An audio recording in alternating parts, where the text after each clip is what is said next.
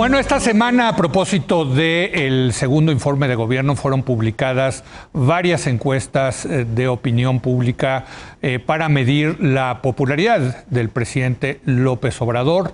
Vamos a tener nuestra tradicional mesa de encuestadores hoy reducida, porque no podemos tener a 6 encuestadores en la mesa, nada más podemos tener 3 encuestadores vía remota, sana distancia. Primero saludo a Lorena Becerra, ella es coordinadora de encuestas del periódico Reforma. ¿Cómo estás, Lorena? Muy buenas noches.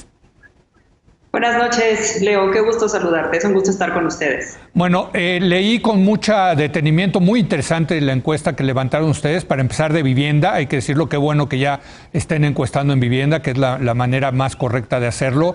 ¿Qué conclusión sacas de la aprobación del presidente, Lorena? Bueno, es correcto. Estamos muy contentos de haber podido levantar en vivienda. Pues básicamente para dar seguimiento a la serie histórica de Reforma que lleva desde 1994. Nosotros titulamos la encuesta que llega debilitado al informe del presidente, y particularmente porque ha perdido 22 puntos desde la primera medición cuando tomó posesión, marzo del año pasado, ¿no? Fue la primera medición, ya llevaba unos meses en el poder. 22 puntos de desgaste del presidente y un aumento al doble de su desaprobación. Eso es por un lado. Y por otro lado, porque básicamente en todos los temas, en sus rubros de gobierno, salvo en educación, se encuentra reprobado el día de hoy. Vamos a poner ahorita en pantalla precisamente la gráfica de pues la aprobación del presidente de acuerdo a la encuesta del Grupo Reforma. Cae, como tú dices, a 56%, ahí lo estamos viendo, y 41% de desaprobación. Lorena, me parece que es clara la tendencia a la baja en la aprobación y la alza en la desaprobación, pero tomando en cuenta cómo está la situación en el país, no me parece una mala popularidad. Es una popularidad, te diría, Leo, pues promedio. La mayoría de los presidentes a partir de Zedillo llegaron más o menos con un rango así de aprobación a su segundo informe. Creo que sí, todavía nos queda por ver algunas consecuencias de la pandemia, tanto económicas como de salud. Y bueno, claro, el hecho de que la inseguridad todavía no cesa, ¿no? Entonces, sin duda, tiene una buena imagen. Él es un presidente con carisma, que tiene un apoyo fuerte, digamos duro, en un segmento importante de la población. Sí. Preocupa un poco el desgaste con otros segmentos, ¿no? Y hay que ver qué tanto eso le va a dar para la elección de 2021. Mira, hiciste la pregunta, ¿cuál es su opinión acerca de la manera como el presidente está tratando los siguientes asuntos?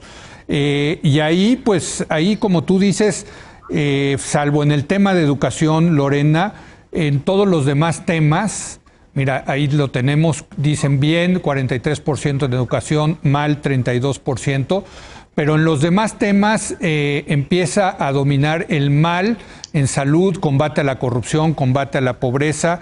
En la siguiente gráfica tenemos seguridad, economía y combate al crimen organizado. Ahí sí, francamente, fíjate, nada más en el tema económico, que yo creo que es el más apremiante en este momento, solamente 28% de los mexicanos dice que lo está haciendo bien el presidente, y un 49% que lo está haciendo mal, Lorena.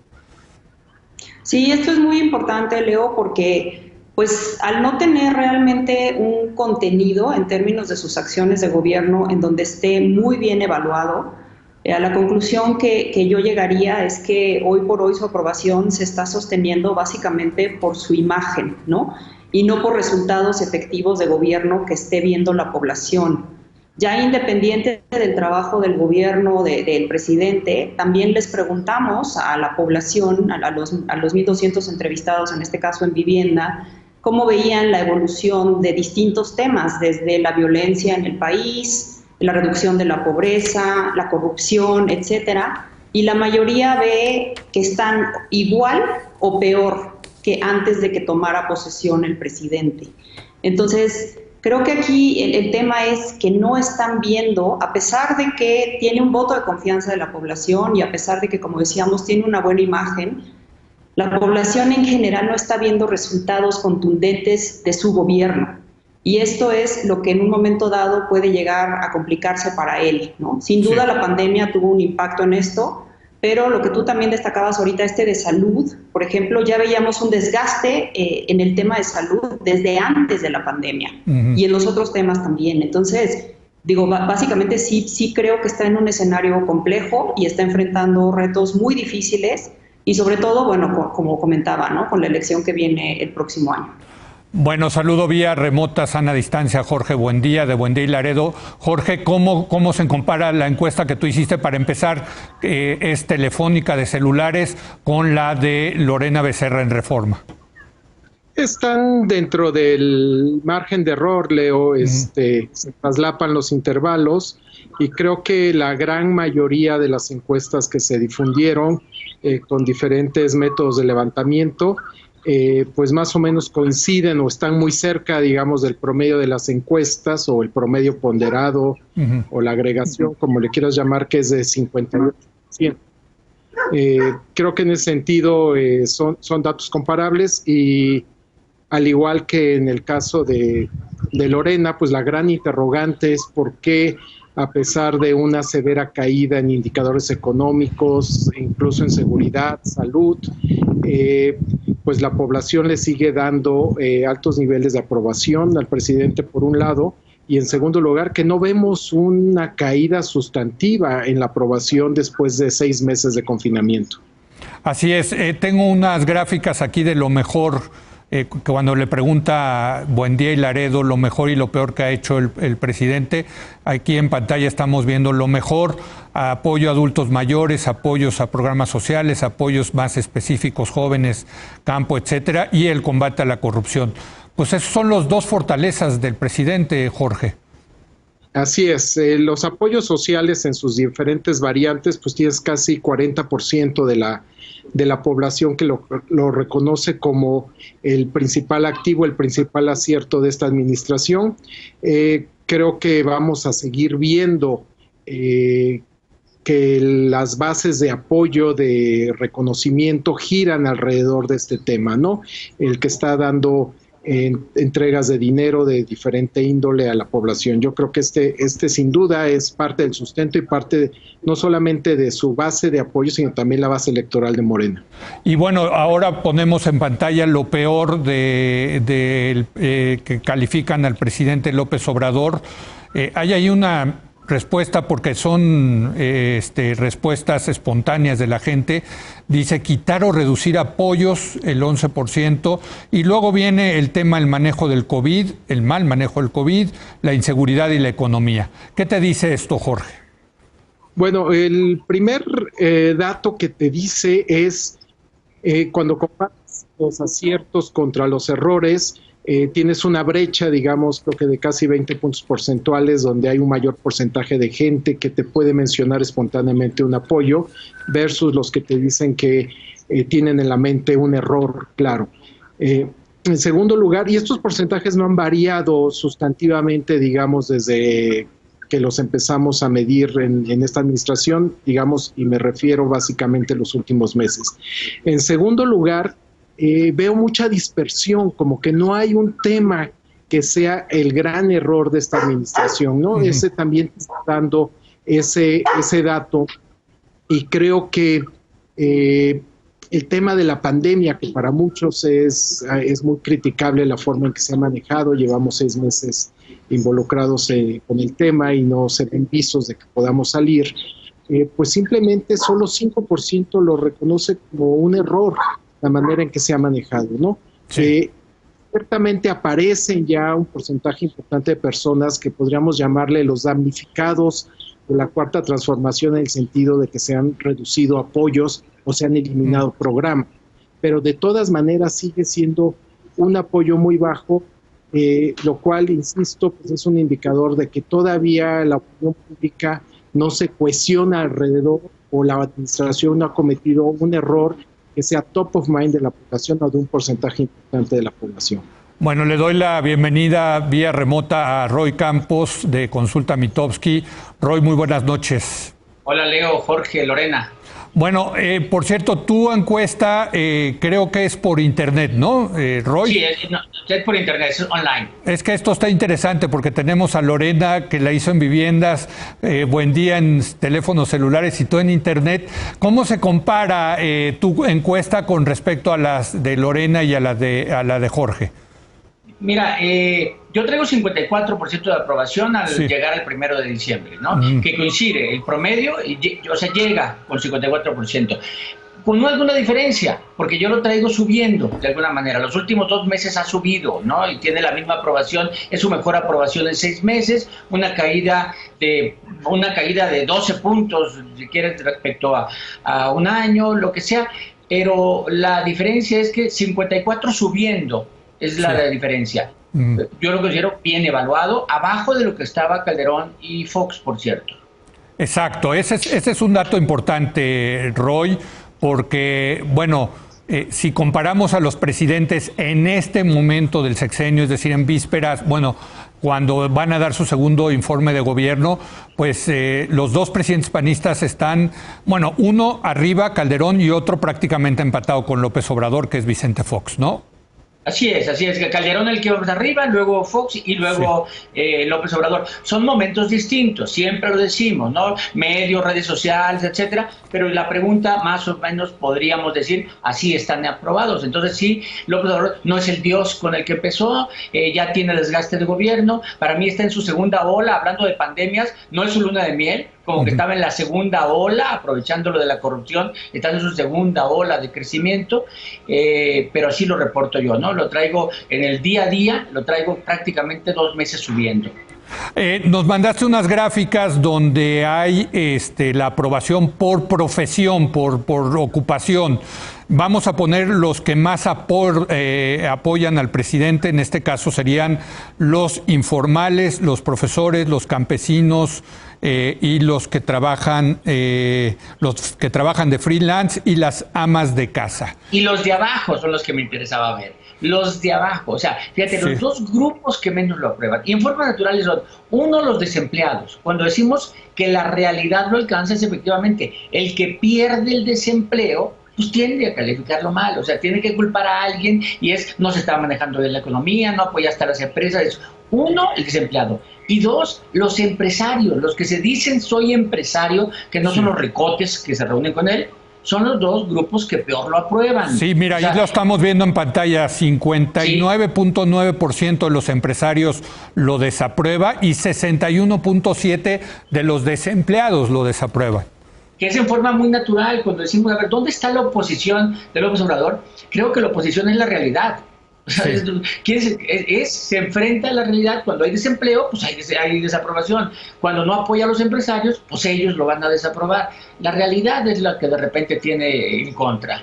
Claro. Déjenme hacer una breve pausa. Regresamos con los tres para concluir esta fiesta de encuestas que tuvimos esta semana sobre la gestión gubernamental del presidente López Obrador. Regresamos.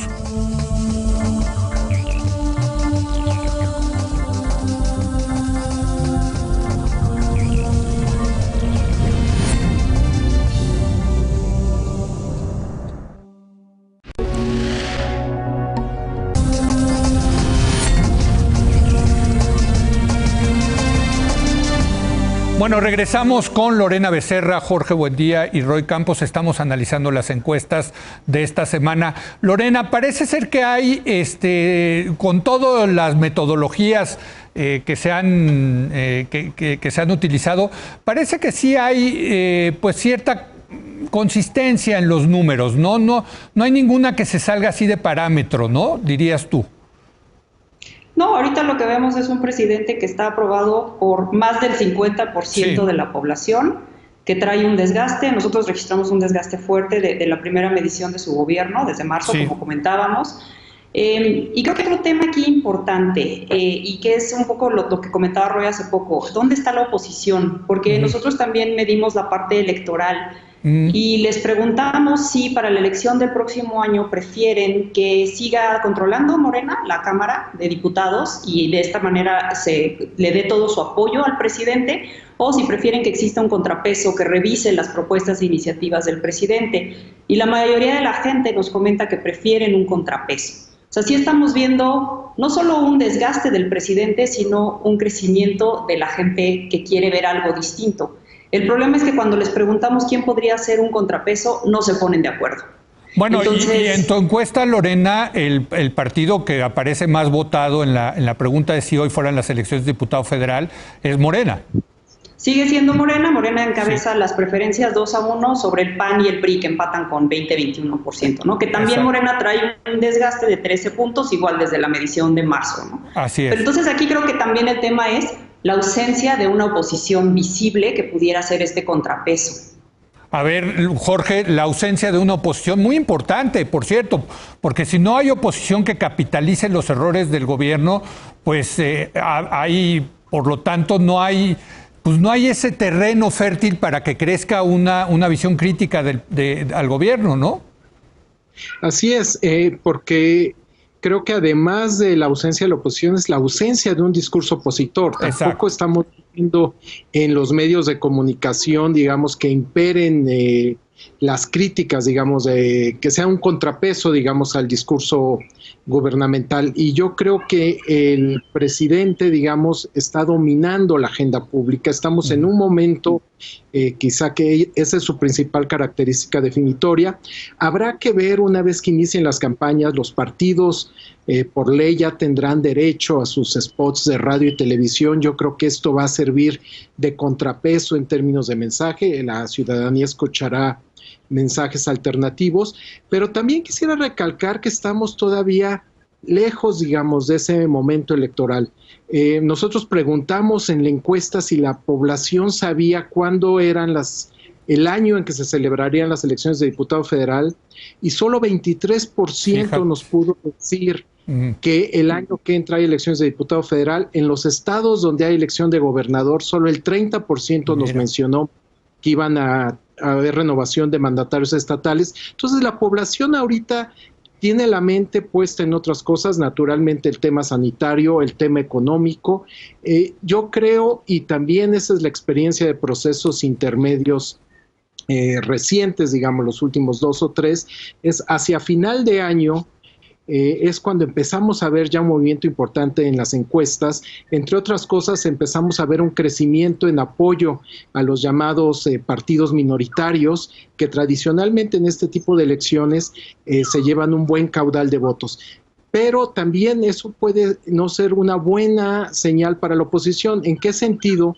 De que si se dispersa el voto opositor, si se fragmenta, pues aunque Morena pierda un número importante de votos, la mayoría de los distritos de mayoría van a quedar en sus manos. Roy, el tema de la oposición, ¿cómo la ves tú?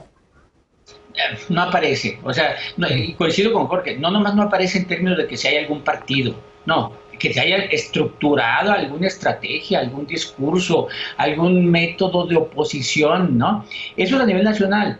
A niveles locales hay figuras, pero todo parece ser que 2021 va a ser un momento exitoso para Morena nuevamente. O sea, todo parece ser, pero no por logros, sino por falta de oposición. Leo, nomás antes de concluir, que era el tipo de liderazgo del López Obrador y el tipo de aprobación que tiene. Sí. Cuando pregunto atributos, fíjate, los 3 atributos más reconocidos: cercanía con la gente, no hay duda, honradez y preocupación por los pobres. Los no reconocidos es relación con la oposición, capacidad para resolver problemas y atención de los migrantes en Estados Unidos. Si te fijas, los 3 de arriba son atributos personales y los de abajo atributos de gobierno. Sí. Es decir, la parte personal se sobrepone en la aprobación a la parte de gobierno. Es aprobado porque López Obrador es el presidente que deseaban tener. O sea, ese preocupado, cercano, honrado, es el presidente, ¿no? Entonces no están juzgando el resultado.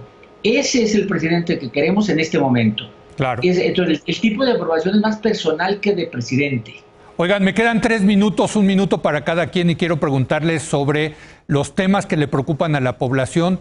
Tengo la impresión de que son inseguridad y economía en primer lugar, y el tema en donde quiere el presidente jugar la elección el próximo año, que es el tema de la corrupción, está pues en un lejano lugar, ¿no, Lorena? Bueno, la inseguridad, Leo, en nuestras últimas encuestas, sí, en términos de preocupación, estaba en 70%, ¿no? Sí, cuando le preguntábamos el principal problema. Ahorita se cayó casi a la mitad porque sí entró, obviamente, el tema de salud COVID, ¿no? Sí. Y corrupción viene perfilándose desde el sexenio anterior como uno de los principales tres, antes con inseguridad y economía, siempre en tercer lugar, ¿no? Sí. Pero sí, sin duda ahorita no es el dominante, el presidente no está aprobado en ese tema y además en términos de expectativas que nosotros les preguntamos sobre el caso Lozoya, la mayoría de la población, cerca del 60%, no espera ni los grandes encarcelamientos, ni los grandes resultados, ni considera que esto sea un resultado de un combate frontal. Lo ven más como un distractor. Entonces, yo creo que sí va a ser difícil que el presidente se posicione en ese tema. También les preguntamos, y ya con esto cierro, cuáles son los temas en los que se van a fijar para decidir su voto el próximo año, y nos dicen que principalmente es economía, empleo y después inseguridad. Y hasta casi el último lugar está corrupción. Jorge, ¿cómo ves esto?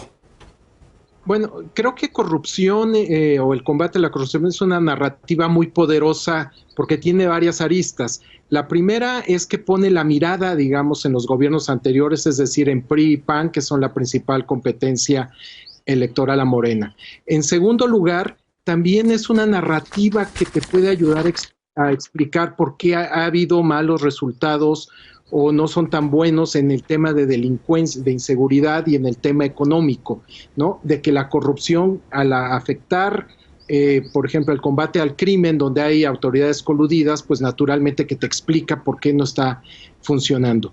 Obviamente la administración ahora es gobierno y hay una parte que pues no echarle la culpa a otros, digamos, de la corrupción imperante. Yo creo que ese va a ser como el gran tema.